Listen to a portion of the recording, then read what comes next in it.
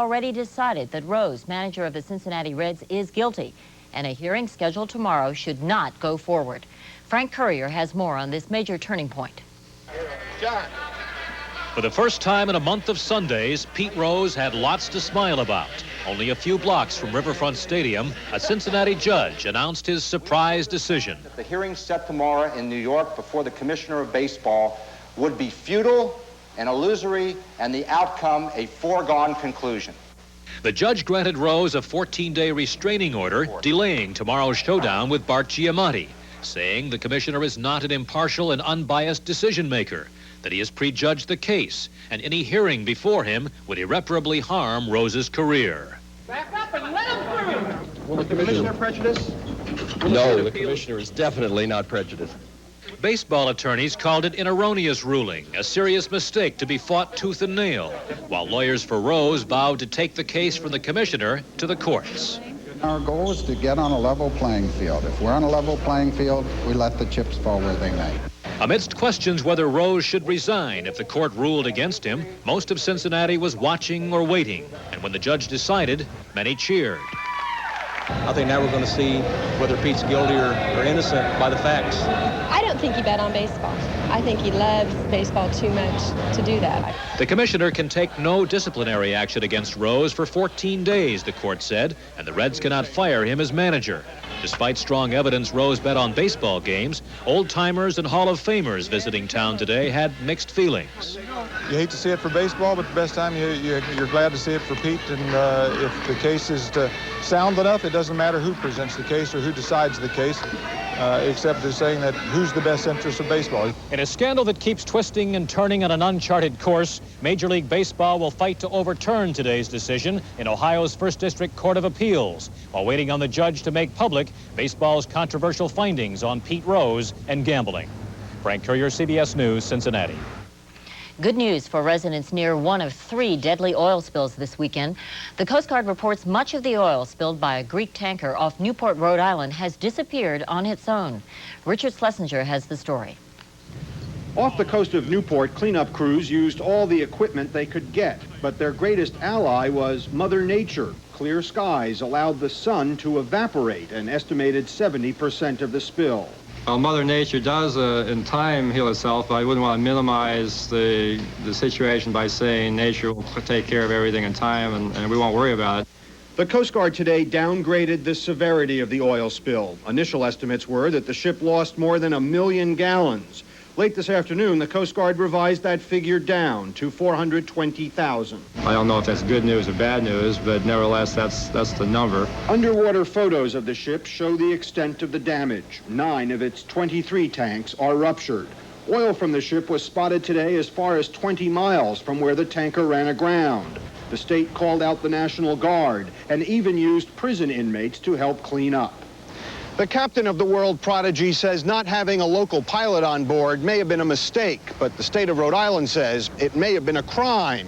And now the captain and 3 of the ship's crew have been subpoenaed to appear before a grand jury. In fact, local pilots were on the way to the ship on Friday when it entered Narragansett Bay, but the World Prodigy did not wait for them. And before they were able to get alongside the ship had run aground.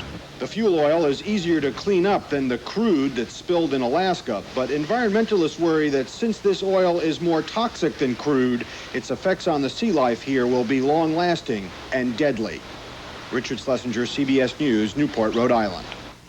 The effects on sea life already are clear many miles south, where another spill is oozing down the Delaware River, not far from Philadelphia. This one was caused by a tanker from Uruguay. Aaron Hayes reports. The effects have been immediate, obvious. 17 miles of Delaware River are now home to a light slick of oil and clinging globs of oil already solidified, bubbling to the top of the river, continuing to coat its banks. Estimates now 800,000 gallons of fuel oil spilled from the Presidente Rivera before it was refloated and pushed into dock. Any boom that you would have to float across here would have to be rather strong. The cleanup is slow and difficult. The thick oil is clogging the only skimmer boat on the water today. Cleanup crews are relying on pitchforks and plastic bags. This number 6 fuel oil is thicker than the oil that spilled in Alaskan waters from the Exxon Valdez 3 months ago, and more stubborn. Experts believe much of it is sticking to the Delaware River bottom, waiting to solidify before surfacing. When we're getting this heavy oil, it's tending sometimes to go underneath the boom or displace the boom or push the boom out of the way. Though much of the area along the spill is industrial, plenty of it is environmentally delicate marshland, home to fish and other wildlife. The birds are fledging, the young birds are in the nest, they're fledging, and the adults are out feeding, and when they're feeding, they can bring the oil back to the nest. There are still a lot of questions to be answered here. The biggest, why have there been 4 major oil spills on the Delaware River in the last 4 years? And how can a 5th one be prevented? Additional help is on the way. The Coast Guard plans to add an ocean oil scooper to its arsenal here. But it's clear just a day and a half after the spill, it is already too late for some. Erin Hayes, CBS News on the Delaware River. In Texas, the Houston Ship Channel was reopened today after 250,000 gallons of heavy crude spilled Friday. The oil spilled from a barge that collided with a Panamanian tanker. Winds blew it into a separate channel today where it flowed straight into vacuum trucks. An easy cleanup. Still ahead on the CBS Evening News, a purge of China's Communist Party is underway. And later on Inside Sunday, genetic experiments bearing fruit that can't bear bugs.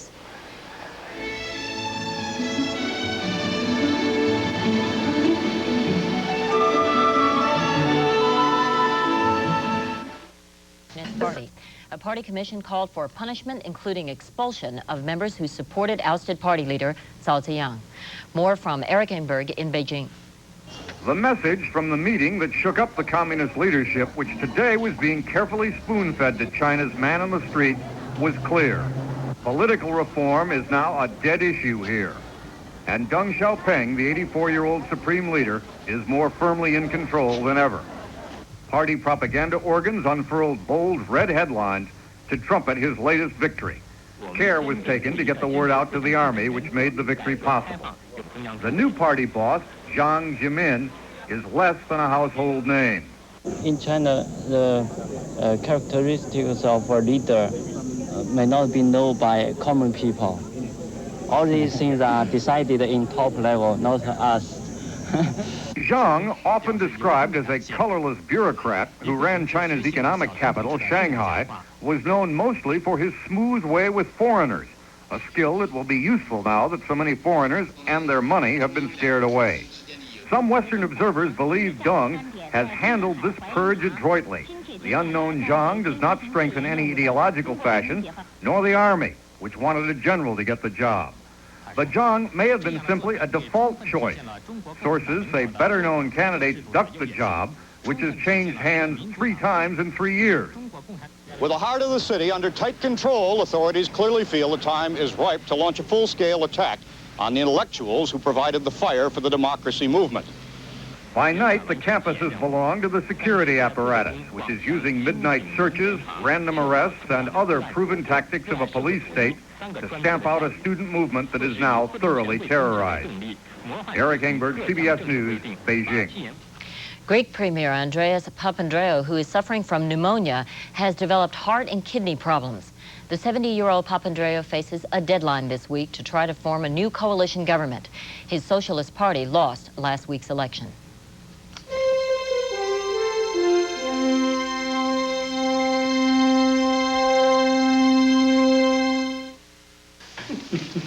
Time for a quick break and one of my favorite quick snacks, Sunsweet pitted prunes. Surprised? I don't know why. They're good for you and they're delicious. Rounder, plumper, Sunsweet. With arthritis, there's pain. And then there's pain. For relief, there's aspirin. And then there's Anacin. The Anacin aspirin formula has more medicine than regular aspirin. That's not relief. That's relief. Anacin. A recent test compared the Toyota Tercel stick shift, the Hyundai Excel stick shift, and the Subaru Justy Automatic. But we made it just a little tougher on the Justy, because you don't have to shift the justice. The government may be greatly underestimating the AIDS crisis. The General Accounting Office says in a new report today that up to 485,000 Americans will have the disease by the end of 1991. That's a third more than federal health estimates. The GAO calls for government surveys of sexual behavior. This is Gay Pride Weekend. Parades in several cities mark the 20th anniversary of a riot in New York City, which to many marks the beginning of the modern gay rights movement. The biggest parade was probably in San Francisco, where estimates of the number of marchers went as high as 250,000. A Newsweek poll out this weekend found that 65% of those asked disagree with last week's Supreme Court ruling that burning the American flag is a lawful act. And Congress is making an unusual effort to take matters into its own hands. Ron Allen reports. There is growing sentiment that the Supreme Court was wrong when it ruled that burning the American flag is a constitutionally protected form of freedom of speech. Just days after that decision, there is talk of a rare constitutional amendment to reverse it.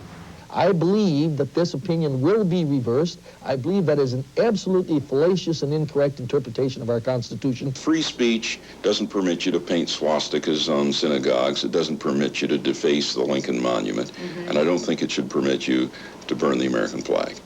On Friday, the Senate passed legislation that makes desecration of the flag unlawful. The House will consider similar resolutions this week. Despite the passionate argument taking place, some lawmakers want to resist tampering with the First Amendment, perhaps the most hallowed amendment to the Constitution. Anything that touches on freedom of expression, freedom of speech, freedom of religion should be undertaken with the greatest care and concern. Legal scholars also argue that the role of the justices is undermined by amending the Constitution to change publicly unpopular Supreme Court decisions. The primary function of a court like ours, which is insulated from day-to-day political and public pressures, is to resist the winds of moment-to-moment passion and moment-to-moment public feeling. But lawmakers are not insulated from those same pressures, and the public's passion against flag burning will likely endure. Congress is expected to hold hearings very soon to consider ways to respond to the High Court's ruling. Ron Allen, CBS News, Washington.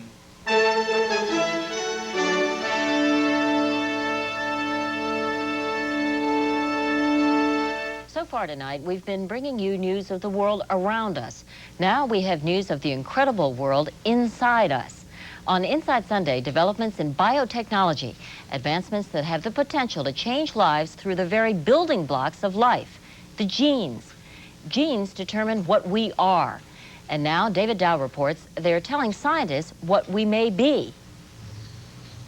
Katrina Del Rosario is just beginning life, but already her mother worries about her future, that a family history of diabetes may someday surface in the infant. A few miles away, research is underway that could answer Del Rosario's concerns and alert others to their prospects for cancer and thousands of other diseases that may be linked to heredity.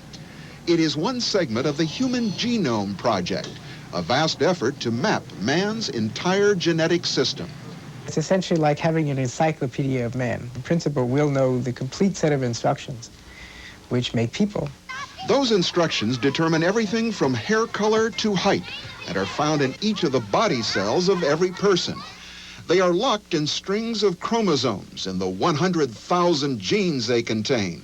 Scientists hope to learn the location of all 100,000, including the ones that make people sick. If you know the name and address of the gene, you can go right to the gene, you can try to figure out what is wrong with the gene, how is it different, and maybe learn also from the problem in the gene, what's the best avenue of treatment.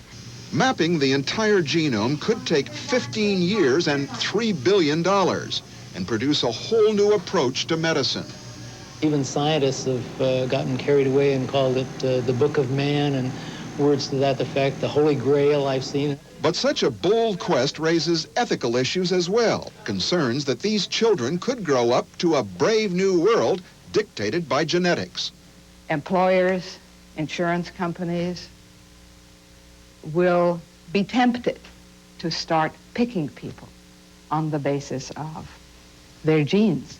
Judith Margheim and daughter Lindy see the project through different eyes. They've watched 3 family members suffer with Huntington's disease, a devastating neurological disorder triggered by a gene scientists may soon pinpoint. I think it's the element of hope that we have. Mapping the genome won't be easy. The machines to do it are still evolving. Machines to match that most complex machine of all, the human body. David Dow, CBS News, Los Angeles. As scientists learn more about genes and what they do, they're also learning how genes can be altered through biotechnology. At this very moment, in fact, a genetic experiment is underway that could one day save your life. Leaders. On a quiet surgical ward near Washington, D.C., scientists at the National Institutes of Health are making medical history. For the first time, researchers are transferring an altered gene into human patients, a procedure once restricted to plants and lab animals. It's an early step on the road to what scientists hope will someday be gene therapy, manipulating genetics to fight heart disease, cancer, or AIDS. This represents a different kind of approach to the treatment of human disease. It represents an approach in which we change the very genetic makeup of the patients themselves. In this pioneering experiment, the altered gene is being inserted into cancer-fighting white blood cells, which are then injected into a patient. The gene itself won't actually benefit the patient. It will simply act as a marker to help scientists track the white blood cells' progress in fighting the cancer. Nothing that we're doing now is even therapy. It's just the very first steps in understanding how to use genes for the treatment of disease. But if all goes well, the truly big step will come next year, when scientists hope to give cancer-fighting cells much more than a marker gene. We're modifying those cells so that we can track where they go in the body, and then hopefully within the next year to introduce genes that can increase their ability to fight the cancer. All this progress is leading critics to ask where we're headed. Genes are what define us, what make each person unique. Some fear that genetic manipulation could someday move beyond fighting disease to tampering with human features as basic as hair color or intelligence. If you have the power to change certain features, why not move towards changing those genes as well? Will we be able to say, leave some genes alone? But for now, scientists by and large agree such research is off limits, and genetic manipulation in humans is still tightly controlled. The experiment at NIH required approval from 8 federal agencies, and only 10 terminally ill patients will receive the altered gene. I feel there needs to be very firm safeguards to ensure that gene transfer is never used except in the treatment of serious disease. Experimenting with genes isn't limited to human life. Plant genes are also being altered. And as Christine Negroni reports, scientists have now come up with a way to produce a plant that is actually insect resistant. In a greenhouse in St. Louis, they're growing a tomato with a difference. The difference is it's a tomato plant that kills bugs before the bugs can kill the plant. Leaves from the plants that have our protein in them are quite resistant to the caterpillar. By genetically altering this plant, scientists at the Monsanto company have put a naturally occurring pesticide inside every one of its cells. They've taken a gene from a bacteria that's poisonous to worms and made it a permanent part of the tomato's genetic makeup. It's catastrophic for caterpillars, but Monsanto says it will be great news for farmers looking for alternatives to chemical pesticides. We'll save the farmer time and money, and we'll produce a product that will have significantly positive environmental impact. Plants that kill bugs may please farmers, but a positive impact on the environment, environmentalists say maybe not. Our concern is that we not go from the frying pan into the fire, that we not take on a new technology that has its own set of risks and downside. The downside is a crop of questions yet to be answered. Federal agencies are still testing the plant's effect on the people who eat it, but the environmentalists fear no one can know the long-term consequences of this almost science fiction-like technology. We're not talking about tomatoes that are going to walk across the field. We're talking about tomatoes that resist insects. It's an idea Monsanto is not alone in pursuing. By the mid-1990s, half a dozen companies hope to have genetically designed plants that might solve farmers' problems from the inside out. Farmers are waiting. Well, we're stuck in the middle trying to produce a quality product and depend on the chemical companies to give us a product to do that with. Companies that make bug-killing plants think they have the answer for farmers looking for alternatives to insects and insecticides. Environmentalists just hope that in the rush for solutions, their concerns won't be plowed under. Christine Negroni, CBS News, St. Louis.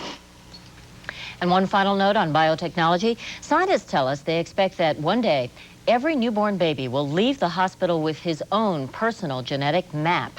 The map will indicate ailments to which he may be prone. That will allow him to adjust his lifestyle to minimize the risk.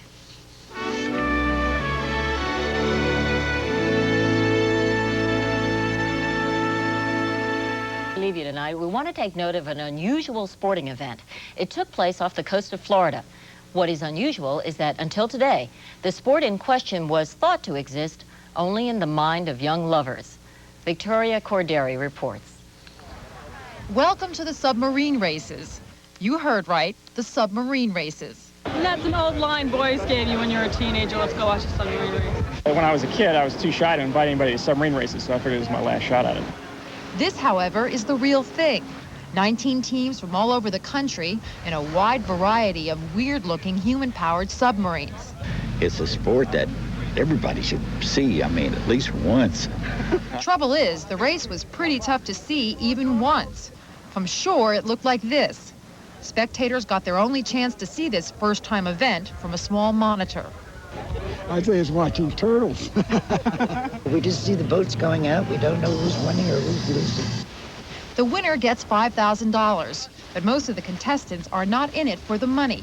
This 74-year-old, the oldest entrant, had his own reasons for wanting to test his clear plastic bubble. I've had this thing about a sphere going through fluid for about 15 years. Okay, but most others who are racing more conventional-looking subs are teams of engineering students who created the contraptions as senior projects. It's better than making a soda dispenser by far.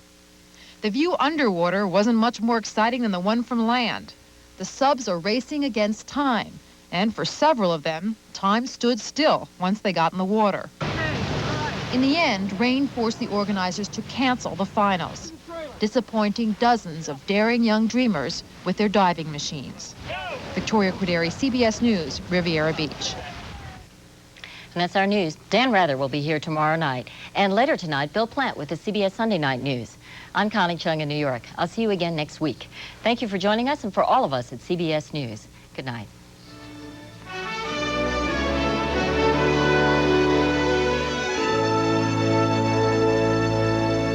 I'm Harry Smith. And I'm Kathleen Sullivan. Tomorrow, more on the Pete Rose Story. Also, Annie Potts joins us and Paul Simon's Moscow concert tomorrow on CBS This Morning.